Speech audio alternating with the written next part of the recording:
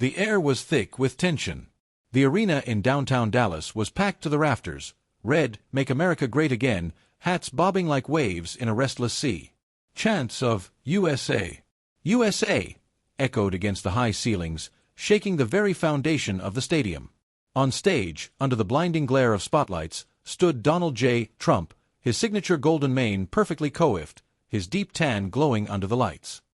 He adjusted the microphone, letting the applause simmer just enough before raising a hand. His presence alone enough to command silence. "Folks," he began, his voice smooth, practiced, "they said this rally was going to be big. But nobody, and I mean nobody, expected this kind of turnout. Look at this. Look at this crowd. The fake news won't show it, but we have thousands outside who couldn't even get in. And believe me, they're very angry about it." The crowd erupted. Somewhere near the back, among the throng of red, white, and blue, was a pocket of defiance, a small but determined group of Free Palestine supporters. Their keffiyehs were tucked under hoodies, their green and black flags hidden beneath jackets. They had waited all day for this, disguising themselves to blend in, to get past security. Their plan was simple: disrupt Trump's speech, make their voices heard, force the cameras, if they were even rolling, to capture the moment. The time was near. Trump continued, his speech weaving between self-congratulation and sharp jabs at his political enemies. The crowd was eating it up. "And let me tell you, folks, we're seeing something incredible in this country. We're seeing strength, patriotism. But, and this is the sad part, very sad, we're also seeing a lot of people who hate America. Can you believe that? In their own country. They don't love the flag. They don't love our great military. They don't love Israel, our greatest ally." A few murmurs rippled through the crowd at the mention of Israel. A signal. It was time.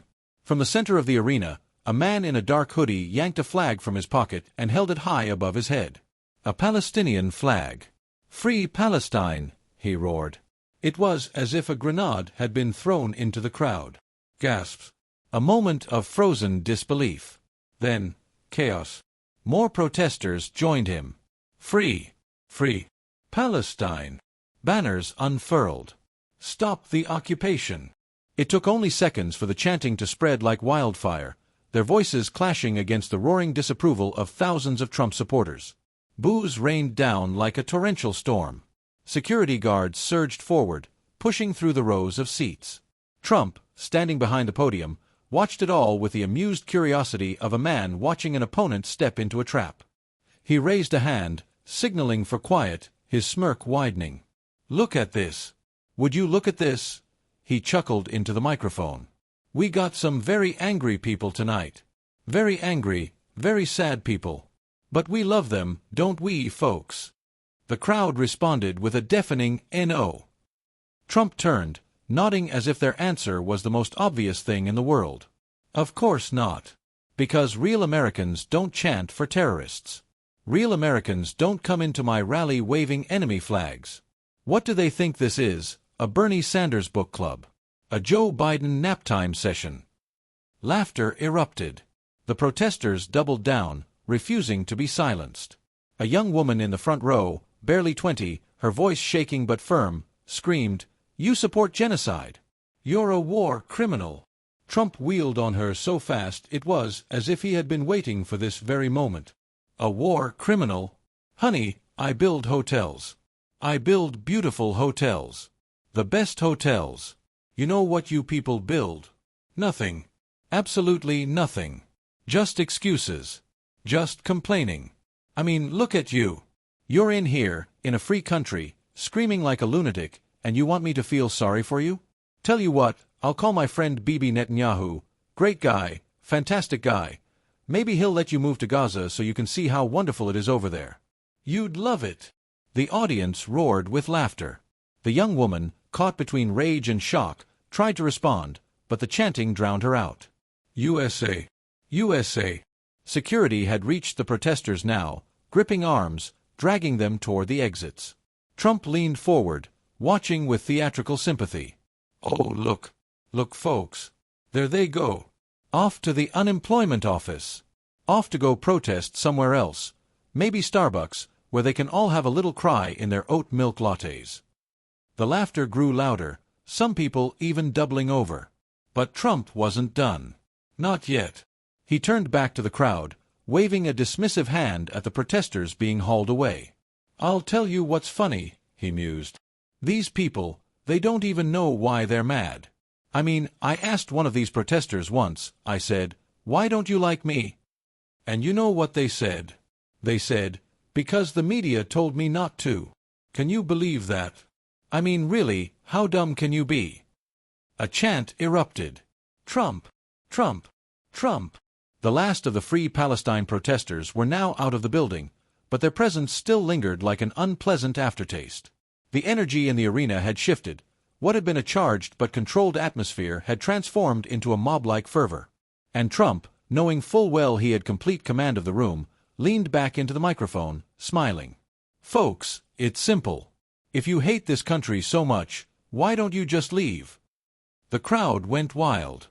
And as the sound of their deafening approval filled every inch of the stadium, drowning out every other thought, every other voice, one thing was clear. Donald Trump had just won again. The protesters were gone, but their presence had left an undeniable mark. For a moment, as the chanting continued, Trump let the energy build, feeding off the momentum like a maestro conducting a symphony of outrage. The stadium was his domain, and every voice in it was under his control. He turned back to the podium, adjusting the microphone, his expression a perfect blend of amusement and exasperation. "You know, I don't get it," he said, shaking his head. "They come in here, to a Trump rally, my rally, thinking they can just start screaming, waving their little flags. What, they think I'm going to start crying? Apologize." The crowd erupted in laughter. Trump leaned in, voice lowering conspiratorially. "Let me tell you something about these people, folks. They don't actually care about Palestine. No, they don't. You think they do, but they don't. These are the same people who complain about colonialism while drinking Starbucks and wearing Nike shoes. The same people who say they hate capitalism while live-streaming on their brand-new iPhones. You ever notice that?" The crowd roared in agreement. Trump nodded, basking in their approval. "They don't care about Palestine. What they care about is getting attention. That's all it is. It's the same thing with Antifa, with BLM, with all these radical leftist groups. They don't actually know anything. They just want to scream and get on TV. They want to feel important." He paused, his gaze sweeping the arena, before smirking. "And let me tell you, if they were really serious, if they actually believed in their cause, why aren't they over there? Why aren't they flying to Gaza right now?" A chant started in the back and spread like wildfire. "Go to Gaza! Go to Gaza!" Trump chuckled. "That's a good one. Somebody get the Democrats on the phone. We just found a new immigration policy." More laughter. A few of the protesters had managed to evade security and were still lingering near the exits, screaming at the top of their lungs. Trump saw them, saw the red-faced rage, the shaking fists, and his smile widened. "Oh, look, they're still going. I love the passion, I really do. But you know what I love even more? Winning." He pointed toward the protesters dramatically. "And this is why you lose. Because all you do is complain. You don't build anything. You don't work. You don't create. You just whine." The crowd erupted again. "You know, I had a guy come up to me the other day. Big guy, real tough guy, great guy. And you know what he said? He said, 'Sir, these people wouldn't last one day in the real world.' And he's right. They wouldn't last 1 hour." He turned back to the protesters, shaking his head. "Do you have jobs? Do you have any skills? I mean, come on, guys. You can't just scream, 'Free Palestine,' all day. At some point, you gotta get a job. You gotta do something." One of the remaining protesters, an older man with a beard and a Palestinian flag draped over his shoulders, took this as his moment. He shoved past security, stepping into the aisle, raising his fist in defiance. "You're a war criminal," he bellowed. The stadium gasped. Trump froze. The air, thick with tension just moments before, turned electric. He tilted his head slightly, letting the words settle, then slowly leaned into the microphone. A war criminal, he repeated, his voice quiet but laced with danger. The man, emboldened by the moment, nodded furiously. You support apartheid. You support genocide. You're a... Trump cut him off. Okay, hold on, he said, lifting a hand. I'll tell you what, why don't you come up here? A murmur rippled through the crowd. The protester hesitated. He hadn't expected that. What's wrong? You wanted to talk, right? Trump gestured toward the stage. Come on up. Say what you gotta say. Security, unsure whether this was a joke or an actual invitation, hesitated. The protester swallowed, then slowly stepped forward. A smug grin crept across Trump's face. This was his domain. And this guy just walked into a lion's den. The protester climbed the steps cautiously, his fists still clenched. Trump stepped aside, motioning for him to take the podium.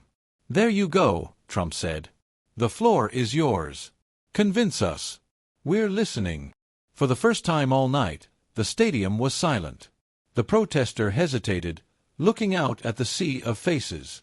Thousands of eyes. Thousands of hostile eyes. The confidence he had in the crowd, shouting from the shadows, was gone. His breath hitched. Trump smirked. What's the matter? Not so easy when you're not screaming from the back row, huh? The crowd exploded in laughter. The man gritted his teeth, gripping the podium. Palestinians are being slaughtered. Oh, here we go, Trump interrupted, rolling his eyes. The same tired speech. Let me guess, Israel bad, America bad, everything bad except for Hamas, right? The protester stammered. That's not what I... Trump cut him off again. Let me ask you something, okay?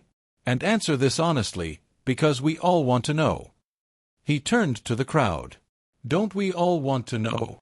A deafening yes. Trump spun back to the man. Do you condemn Hamas? Right here, right now. Do you condemn them? The man hesitated. The crowd leaned in. A single second passed. Then another. Then, well, it's complicated. The arena exploded. Boo! Trump threw his hands in the air, turning in a slow circle. There it is. There it is, folks. We got him. He turned back, pointing a dramatic finger at the man. You couldn't say it. You couldn't say it. And that tells you everything you need to know. The man tried to stammer a response, but it was too late. The crowd was roaring with laughter, cheering, clapping. Trump grinned. You come in here, my rally, waving your little flag, screaming about justice, but when it's time to say one simple thing, you freeze. You can't even condemn terrorists. The man, now visibly shaking, looked around helplessly. Trump stepped closer. And that's why you lose. Because America sees right through you. You think you're the good guy, but guess what? We're not buying it. Security took that as their cue. They grabbed the man by both arms. The crowd erupted in cheers as he was dragged away, his face burning with humiliation. Trump turned back to the microphone, shaking his head in exaggerated disappointment. Ladies and gentlemen, we just saw it in real time. These people, they have nothing. A Trump, Trump, Trump, chant broke out. Trump adjusted his tie. Now, where were we? And just like that, he was back in control. The Free Palestine movement had walked in thinking they would humiliate Trump. Instead, he had destroyed them. And the night was still young.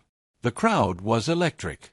The energy in the arena had reached a fever pitch, like a championship fight where the winner had already been decided, but the crowd still wanted to see the knockout. Trump adjusted his red tie and stepped away from the podium, letting the chants of his name wash over him like waves at Mar-a-Lago. He turned in a slow circle, arms wide, as if soaking in the adoration. Folks, he finally said, his voice booming through the microphone. Did we just see something incredible, or what? The audience erupted.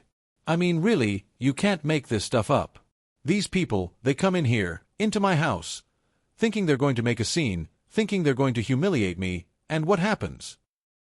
He turned to the side, cocking his head like he was listening for an answer. They humiliate themselves. Laughter. They want to lecture us about human rights, But when I ask a simple question, just a simple, very easy, very basic question, they freeze up like Joe Biden at a press conference. The laughter grew louder. Trump shook his head in exaggerated disbelief. And then, they get upset when we call them out. They think that because they scream loud enough, we're just supposed to nod and say, "Oh yes, you're right, please tell us how to think." He scoffed. "I don't think so." The crowd agreed. But you know what, folks? The worst part isn't that these people are hypocrites. It's that they really think they're the victims. They really do. They think they're oppressed. Trump turned back to the microphone, dropping his voice for dramatic effect. "Now let me ask you a question. Does anyone in this crowd believe they're oppressed?" The stadium exploded with new. Trump pointed into the sea of red hats. "That's right. Because real Americans don't play the victim. Real Americans work hard, they fight, and they don't spend their lives blaming everyone else for their problems." Wild applause. And let me tell you, folks, these people, these free Palestine people, they don't know anything about oppression. He paced the stage, arms gesturing wildly. "You want to talk about oppression? Try being a conservative in America today. Try saying something positive about Israel on a college campus. Try wearing a MAGA hat in New York City. You'll get attacked, you'll get fired, you'll get canceled. And yet, somehow, they are the victims." The crowd lost it. They march around with their signs, their little flags, screaming about how they're oppressed. But guess what? They don't even live there. He held up a hand. No, really, think about it. They have no idea what's going on over there. They don't know anything. They learned everything they know from some woke professor at Berkeley who probably hasn't left his office in 20 years. More laughter. But folks, you know what the funniest part is? He leaned into the microphone, lowering his voice again. They hate America. Oh, they hate it. They burn our flag, they kneel during our anthem, they scream about colonialism and oppression, but they never leave. The crowd cheered. They could leave right now. We're not stopping them. There's no wall keeping them in. But do they leave? No. Because they know, deep down, they know this is the best country on earth. They know this is the only place where they can scream at the government and still get Starbucks the next morning. The laughter was deafening. Trump nodded. "I mean, folks, it's true." He gripped the sides of the podium and smirked. "But you know what's really crazy? If they did leave, if they went over there, you know, to all these wonderful places they tell us we should be like." He made a big, dramatic wave with his hands. "They'd last about 5 minutes before they started begging to come back." The audience howled with laughter. Trump shook his head. "I can see it now, folks. I really can." Some activist gets off the plane, he's still wearing his little Che Guevara t-shirt, he goes to protest, and next thing you know, he's on the phone, crying, Mom? Yeah, I think I made a mistake. Can you send me an Uber?" Tears of laughter rolled down faces. Trump mimed holding a phone. "Yeah, so it turns out they don't really do the whole they slash them pronouns thing over here. Yeah, and I can't find any oat milk. It's really bad, Mom. I don't think I can make it." The arena erupted. Trump wiped a fake tear from his eye.